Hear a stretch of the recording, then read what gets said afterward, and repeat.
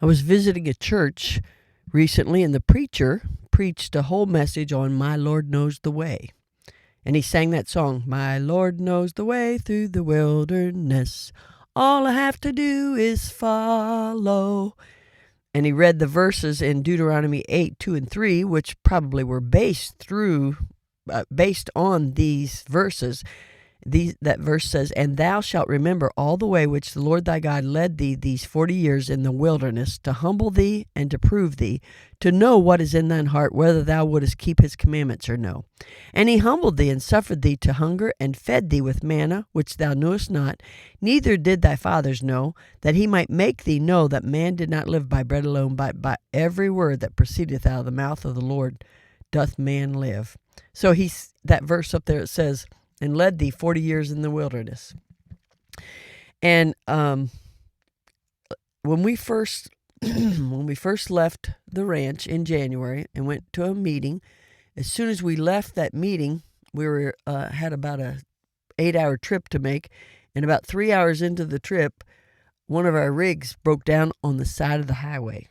Now, let me just tell you, on the side of the highway is bad, because I don't know if any of you ever sat on the side of the highway, those trucks going by, even if they move in the other lane, they still rock you and shake you. And I've heard horrible stories about people getting hurt trying to fix a tire on the side of the highway. So that rig broke down. It was there for like 3 days. We tried everything to be able to get it fixed, and it was just a nightmare. So that happened. Then a couple weeks later, the same rig had similar problems and broke down on the side of a state highway, which is not as busy, but there's not 4 lanes. It's not 4 lanes. So praise the Lord, he let us break down where there was 3 lanes. There was a passing lane there in the middle. So it had 3 lanes. So he broke down, pulled off to the side of the road, and he was there for 3 days again. And can I tell you, I was just disappointed.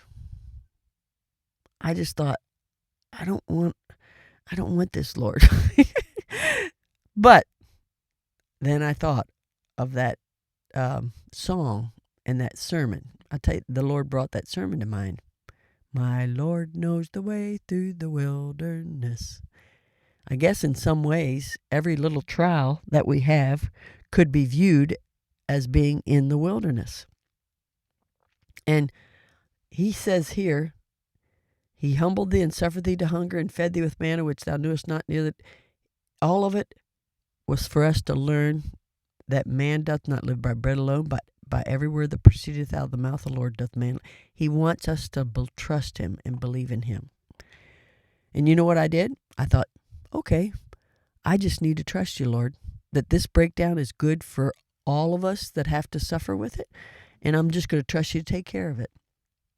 And he did take care of it. It just took longer than what I wanted it to do. Have you ever done that? You say, I know Lord's going to take care of it, but I want to take care of it now. So perhaps today you are in the wilderness.